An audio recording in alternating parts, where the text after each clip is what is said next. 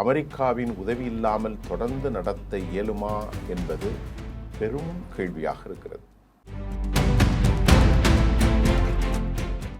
வளைகுடா பகுதிகளில் உள்ள இஸ்லாமிய நாடுகள் மத்தியில் அமெரிக்கா நான் சொன்ன மாதிரி ஒரு நம்பகத்தன்மையை முழுமையாக இழந்து போய்விட்டது. ஈரான் ஒரு சூப்பர் பவராக மாறியது. இனி இஸ்ரேலுடைய அகண்ட யூத கனவு மண்ணாகி போனது என்பதை நாம் சொல்ல வேண்டிய தேவையில்லை. அகண்ட இஸ்ரேல் இனி அடியொற்றி அது அழிந்து போன கனவாக மண்ணுழுந்திருக்கிறது.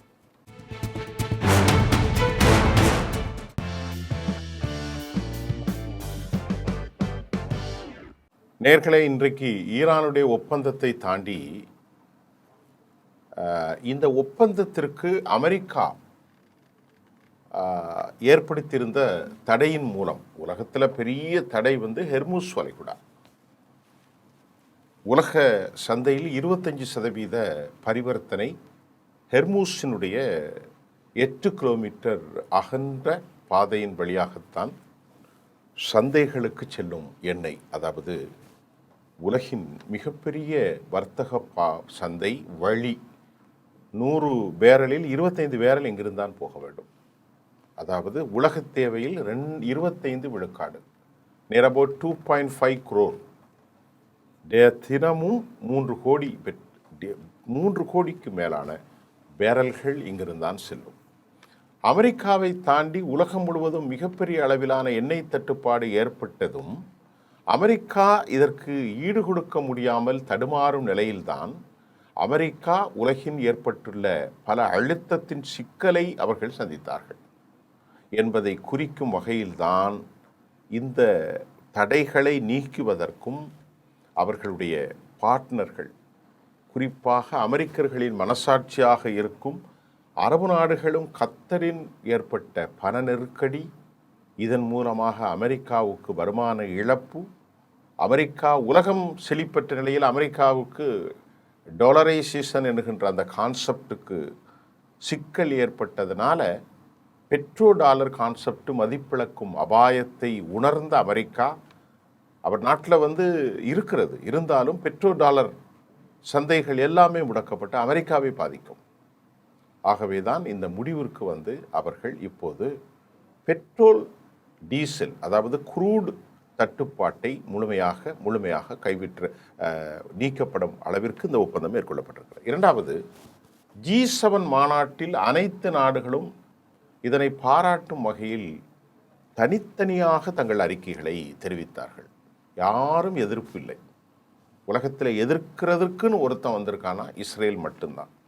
அதற்கு காரணம் இஸ்ரேலுடைய சாதிய ஆதிக்க மனப்பான்மையும் யூதனே உலகத்தில் பெரியவன் என்கின்ற அந்த மன ஓட்டத்தை முழுமையாக அடித்து காலி செய்திருக்கிற பெர்ஷியர்களின் வெற்றியை ஏற்றுக்கொள்ள முடியாத இஸ்ரேல் தற்போது லெபனானை தாக்கி கொண்டிருக்கிறார்கள். இந்த ஒப்பந்தத்தின் மூலமாக இஸ்ரேல் லெபனானை தாக்குவது மட்டுப்படுத்தப்படும், கட்டுப்படுத்தப்படும்.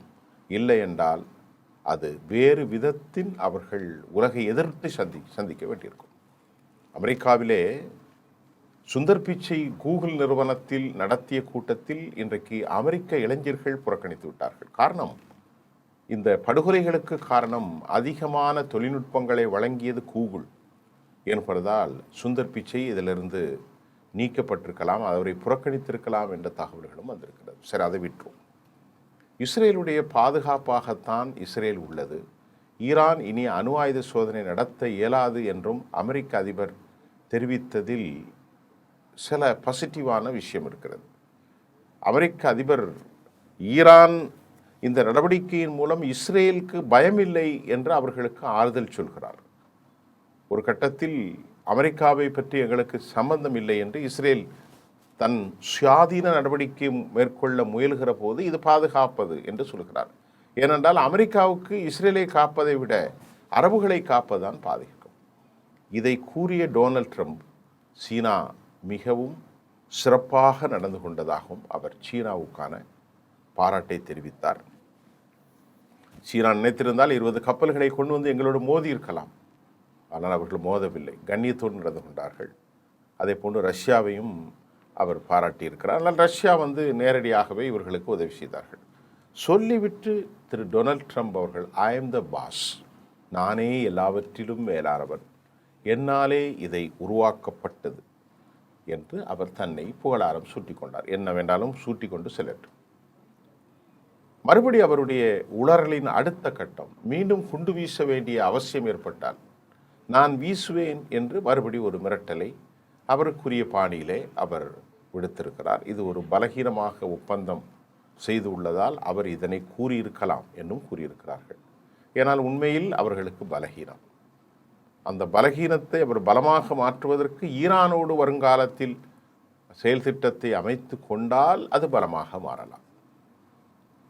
இரண்டாவதாக, இஸ்ரேலுடைய படுகொலை செய்து வருவதை அமெரிக்க அதிபர் படுகொலை அரசியலை நேரடியாக கண்டித்துள்ளது குறிப்பிடத்தக்கது. அதாவது அவர் எப்படி பேசுகிறார் என்று சொன்னால், இஸ்ரேல் ஒருவருக்காக ஒரு பில்டிங்கு குண்டை போட்டு 100 பேரை சாவடிக்கிறான். அவர்களை பொறுத்தவரை படுகொலை என்பது அவர்கள் வேதம் கூறியது அடிப்படை தான். உலகத்திலே பெரிய சக்தி நாங்கள், ஆகவே எங்களை விட பெரிய மக்கள் இல்லை என்பதுதான் அந்த யூத சித்தாந்தம். ஆகவே தான் டொனால்ட் ட்ரம்ப் சொல்கிறார், ஒருவருக்காக ஒரு கட்டடத்தை அழிப்பது, ஒரு குடும்பத்தை அழிப்பது, ஒரு சந்ததி அழிப்பது, ஒரு தீவிரவாதி இருக்கிறார் இஸ்ரேலுக்கு எதிரானவர் என்று அவர்கள் நம்பி அப்பாவி குழந்தைகளை எல்லாம் சாகடிப்பதை ஏற்றுக்கொள்ள இயலாது. ஒருவருக்காக ஒரு கட்டடத்தையோ ஒரு குடும்பத்தையோ அழிப்பதை ஏற்றுக்கொள்ள முடியாது என்று நீண்ட காலத்திற்கு பிறகு யூதர்கள் மோசமானவர்கள், யூத அரசு மோசமானது என்ற தத்துவத்தை உலகத்திற்கு அவர் இன்றைக்கு சொல்லியிருக்கிறார். இந்த இதுகாரம் நடந்த போர் அக்டோபர் 7, 2023 இப்பொழுது 3 ஆண்டுகளை நெருங்கியிருக்கிறது. கசாவில் ஏற்பட்ட போரும் இஸ்ரேலுடைய போரும் ஈரானோடு நடந்த போர் இதெல்லாம் 3 ஆண்டுகள். ஜூலை, ஆகஸ்ட், செப்டம்பர், இன்னும் 3 மாதங்களும் ஒரு 15 நாட்களும் முடிந்தால், 3 மாதங்களும் 15 நாட்களும் கூட இல்லை, அது 3 ஆண்டுகளை நிறைவு செய்துவிட்டு 4வது வருஷத்தில் செல்லும். இந்த நிலையில் இஸ்ரேல் மிகப்பெரிய அளவிலான பொருளாதார பின்னடைவை சந்திக்கும் என்றும், எத்தனை காலம் அவர்களால் இதுபோன்ற ஒரு போரை அமெரிக்காவின் உதவி இல்லாமல் தொடர்ந்து நடத்த இயலுமா என்பது பெரும் கேள்வியாக இருக்கிறது. அமெரிக்கா புதிய ஆயுதங்களை ஈரானுக்கு வழங்கியுள்ளது என சிஏஏனுடைய மூத்த அதிகாரி குறித்திருக்கிறார்.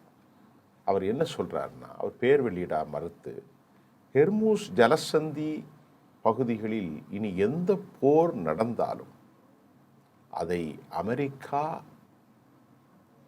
எதுவும் செய்ய முடியாத அளவிற்கு ஈரான் கதவடைப்பு செய்து உலகத்தை ஸ்தம்பிக்கிவிடும். ஆகவே சும்மா கிடந்த சங்கை ஊதி கெடுத்தான் ஆண்டி என்று சொல்வதை போன்று அமெரிக்கா ஹெர்மூஸ் என்ற ஒரு நாமத்தை ஏற்படுத்தி அவர் கையில் ஒப்படைத்து விட்டார்கள் என அவர் சொல்கிறார். இனி என்ன நடந்தாலும் ஹெர்மூஸை வச்சு மிரட்டுவான். அப்போ இது ஒரு பெரிய கிளஸ்டர், என்ன சொல்கிறது, எலக்ட்ரானிக் டிவைஸ் ஆர் இது நியூக்ளியர் வெப்பன்ஸ். இதை விட ஒரு அணுகுண்டு அமெரிக்கா கொடுத்த ஹெர்மூஸை விட ஈரானுக்கு எதுவும் பெரிய சக்தி இல்லை என்று சொல்லியிருக்கிறார். ஈரான் புதிய தொழில்நுட்பங்கள் பயன்பாடு, புதிய ஆயுதங்கள் பயன்படுத்தி உள்ளது மட்டுமல்ல, அது செலவீனங்களையும் குறைத்து ஆயுதங்களை எப்படி உருவாக்குவது என்பதை இந்த போரின் மூலம் உலகத்திற்கு சொல்லியிருக்கிறது. இது உலகத்தின் கருத்து. ஈரானுடைய பிராந்திய வல்லரசு நாடாக இப்போது உருவாகிறது என்பதை நாம் புரிந்து கொள்ள முடியும். ஈரானின் புதிய ஆயுதங்களை பயன்படுத்தி அனுபவங்கள் அவர்களுக்கு ஏற்பட்டுள்ளது. அதை நாம் புரிந்து கொள்ள முடியாது. இனிவரும் காலங்களில் மத்திய கிழக்கு நாடுகள் மத்தியில் அனைத்து நாடுகளின் பாதுகாப்பு முறைமைகள் தங்களுக்கு வரலாம். அதை அவர்கள் ஏற்றுக்கொள்ள ஒரு கோஆர்டினேஷன், ஒரு கொலாபரேஷன், ஒரு கூட்ட அசோசியேட் பார்ட்னராக அவர்கள் உருவாகலாம். காரணம், அமெரிக்கா தான் யார் என்பதை நிரூபித்தது மட்டுமல்ல, அரபுகளுக்கும் நம்பிக்கை இழப்பை அமெரிக்க இராணுவம் ஏற்படுத்தியது. ஈரானுடைய பெலிஸ்டிக்ஸ் ஹைப்பர்சோனிக் தாக்குதல் தொடர்கின்ற போது அவர்கள் டெலவியை தாக்குவதை மட்டுமே காப்பதை மட்டுமே கவனம் செலுத்திய அமெரிக்க இராணுவ தலைமை மற்ற நாடுகளை கவனிக்கவில்லை என்பது இலைமறைவு காயல்ல, வெளிப்படை. இதனால் அவர்கள் பெற்ற கசப்பான அனுபவம் பிராந்தியத்தில் இருக்கும் ஈரானை தங்களின் பாதுகாப்புக்காகவும் தொழில்நுட்பத்திற்காகவும் அவர்கள் பயன்படுத்தி கொள்ளவும் அமெரிக்கா மீண்டும் அங்கே வலுவாக தனது காலை பதிப்பதற்கான வாய்ப்புகள் வரும் நாட்களில் மங்கி போகும் என்னும் சொல்லப்படுகிறது. அதற்கு அடுத்து ராய்ட்டர்ஸ் செய்தி முகமை ஒரு செய்தியை நேற்று வெளியிட்டது. ராய்ட்டர்ஸ் செய்தியின் மூலம் 300 பில்லியன் கொடுக்கும் பணத்தை 150 மில்லியன் டாலர் தொகை மற்ற நாடுகள் கொடுக்கும் வகையில் நிலை மாறி உள்ளது என குறிக்கப்பட்டிருக்கிறது. 150 பில்லியன் என்றால் மொத்தம் 300 பில்லியன். 100 பில்லியன் என்பது இந்திய மதிப்பிற்கு ஒரு 9,50,000 கோடி. அப்போது இதில் அவர்கள் 150 பில்லியனை கொடுக்கலாம், ஆளுக்கு 1,00,000 கோடி அப்படி கொடுக்கலாம். ஆக அமெரிக்கா அதை 150 பில்லியனும் இவர்கள் மற்றவர்கள் அனைவரும் 150 பில்லியனாகவும் கொடுக்கலாம். இந்த நிலையில் வளைகுடா பகுதிகளில் உள்ள இஸ்லாமிய நாடுகள் மத்தியில் அமெரிக்கா நான் சொன்ன மாதிரி ஒரு நம்பகத்தன்மையை முழுமையாக இழந்து போய்விட்டது. இனி பொசிஷனை ஈரான் தான் எடுக்கும், அதில் எந்த விதமான கருத்துருவாக்க மாற்றமும் இல்லை என்பதையும் இன்டர்நேஷ்னல் மீடியாக்களின் மூலம் நாம் அறிந்து கொள்கிறோம். ஈரான் ஒரு சூப்பர் பவராக மாறியது இனி இஸ்ரேலுடைய அகண்ட யூத கனவு மண்ணாகி போனது என்பதை நாம் சொல்ல வேண்டிய தேவையில்லை. ஏனால் மிரட்டி கொண்டிருந்த யூதருக்கு பிஃபிலிக்கல் நாமில் நாங்கள் ஆண்டவர் எங்களுக்கு வழங்கிய பூமி எல்லாமே எங்கள் நாடு. எகிப்தில் சினாய், ஜொர்டானில் பல பகுதிகள், அதே போன்று சிரியாவின் வடக்கு கோலான் குண்டுகளை தாண்டி உள்ளே செல்வோம். பலஸ்தீனத்தை முழுமையாக பிடித்து நாங்களே ஆட்சி செய்வோம். லெபனானிலும் லிட்டானியன்ஸ் ரிவரை தாண்டி உள்ளே. இப்பொழுது அவர்கள் அங்கே மையம் கொள்ள முடியாது. அகண்ட இஸ்ரேல் இனி அடியொற்றி அது அழிந்து போன கனவாக மண்ணுழுந்திருக்கிறது. அடுத்து அமெரிக்க அதிபரை ஊடகவியலாளர்கள் சில கேள்விகளை கேட்டார்கள். அதற்காக அமெரிக்காவினுடைய அதிபர் பதில் அவர் சொல்கிறார், ஏற்கனவே இருந்த திட்டப்படித்தான் நாங்கள் தாக்குதலை நடத்தினோம், நடத்துவதற்குன்னு எங்கள்கிட்ட திட்டம் இருக்கிறது. அதே சமயம் இஸ்ரேல் பயப்பட வேண்டாம், அணு ஆயுத தயாரிப்பு இல்லை என்பதை ஈரான் கூறிவிட்டதே, வேறு எதற்காக இஸ்ரேல் பயப்பட வேண்டும்? பயப்பட தேவையில்லை. இஸ்ரேல் ஹிஸ்புல்லாவை நோக்கி தேவையில்லாத தாக்குதல் நடத்துகிறது, அது நடத்தக்கூடாது. ஈரான் அணு ஆயுத சோதனை இல்லை என்று தெளிவாக கோடிட்டு காட்டுகிறது என்று அமெரிக்கா கூறியுள்ளது. நான் சொன்ன மாதிரி அந்த செவ்வியிலே சீனாவுக்கும் ரஷ்யாவுக்கும் அவர் நன்றி தெரிவித்திருக்கிறார். இருந்த போதிலும் நாங்கள் இதனைத்தான் செய்தோம் என்று கூறியுள்ளதன் மூலம் அவர் அதிகாரத்தை மிகைப்படுத்தி காட்ட முயல்கிறார். அந்த ஊடக பேட்டியில் 170 அப்பாவி குழந்தைகளை டொமஹாக் ஏவுகணை மூலம் கொலை செய்தீர்களே என்று கேட்டபோது அதை ஒப்புக்கொண்டார். He has confessed their own guilty. அவர் சொன்னார், அதாவது இதில் இராணுவத்தின் ஏற்பட்ட சிக்கலை தவிர எம்முடைய சிக்கல் அல்ல.